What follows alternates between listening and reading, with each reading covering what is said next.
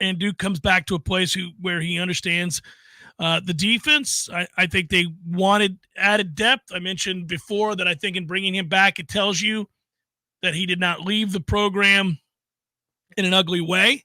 So there is no animosity or acrimony there. The relationship would have to have been good. I can tell you that is something they take very seriously. There have been plenty of kids that left who had the ability to play that they wished had stayed, but when those young men left, it was in a manner that obviously the relationship was fractured, and even when they wanted back, they weren't allowed back. So that tells me Duke didn't do anything he shouldn't have when he chose to leave. They get back a guy they can trust to work hard. He did not transition well from corner to safety at the time that we asked him to do so. He ended up taking his services over to Colorado, where he started, and now he makes his way back here. I think it helps to mitigate the move of Greedy Vance to some degree.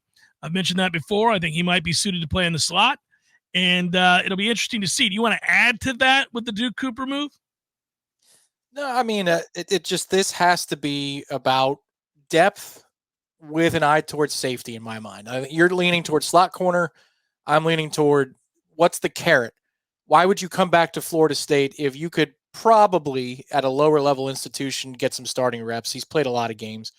There has to be an opportunity to be a starter. And I think they like what they had in Devontae Brown at safety. I know they love what they have in Shaheem Brown, but you're trying to figure out that other rotation.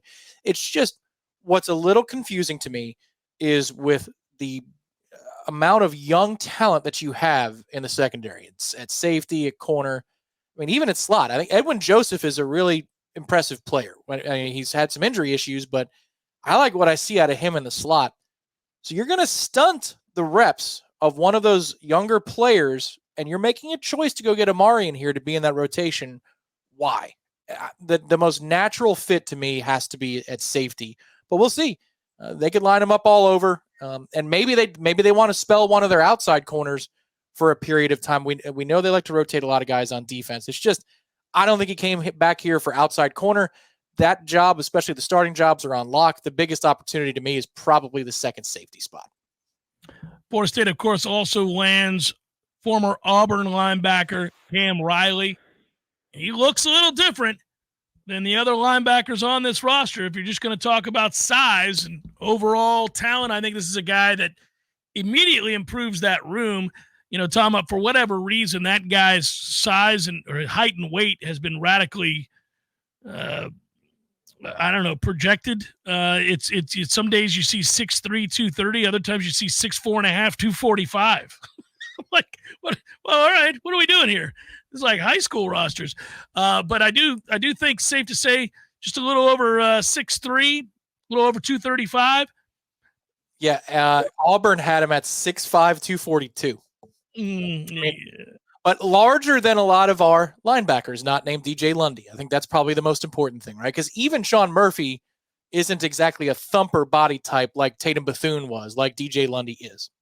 Yeah, I think that's true. And this is a more athletic version of a bigger linebacker than anything we have here. He's more athletic than DJ Lundy. So this will be interesting to see if this is a guy. I wonder how they use him. You know, I compared him yesterday in a weird way to Amani Gaynor. And the reason I brought that up was that, unfortunately for Gaynor, he was betwixt and between. He was too small to be a defensive end.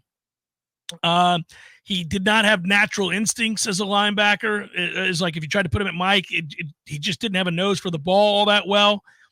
I always felt he was kind of floating around in between. He's a good, hard-playing football player. I mean, he worked hard. He was tough.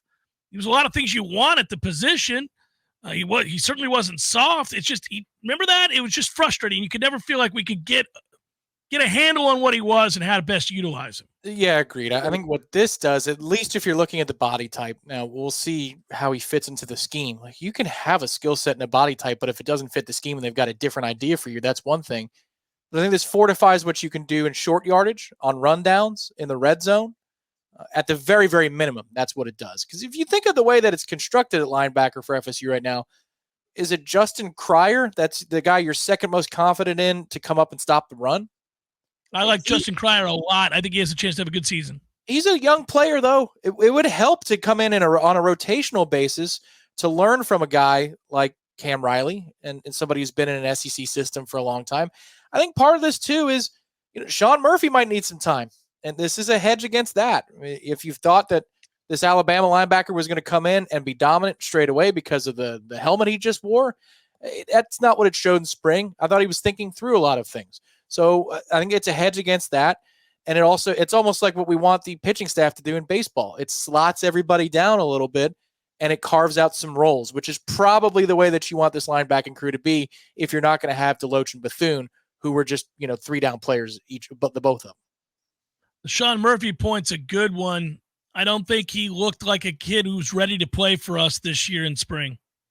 He looked like a guy, I would concur with you, that was thinking through some things. I also don't think he was as athletic as I thought he would be. Played a little stiff this spring to me. So I guess at the end of the day, it's going to take him a little time. We'll see what he becomes. I'm not saying he doesn't have some skills to play there, but he doesn't look ready-made, and he doesn't look like a guy that's a huge impact player just yet. I think this is a hedge against possibly missing on Murphy, by the way.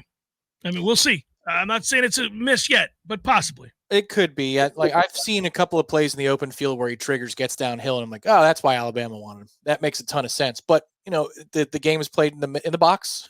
It's not about going and stopping a bubble. It's about getting up, picking a lane, picking the right lane, being instinctive, being quick, communicating. All of those things add up over time. It's not an easy position to play. And I remember when Tatum got here, how it just changed everything. When we were in practice before Tatum Bethune got here, Adam Fuller is aligning dudes. He's yelling at dudes before most every play. Then Tatum gets here, and it's like, boom, communication from one linebacker to the other.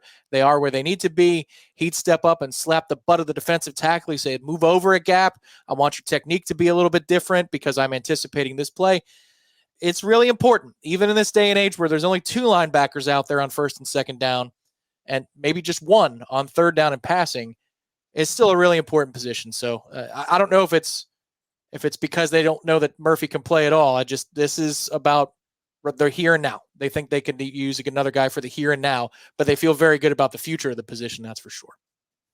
You don't like that I've already written Murphy off? Is that what you're saying? That is a long-winded way of saying I don't want this to be your freezing cold take.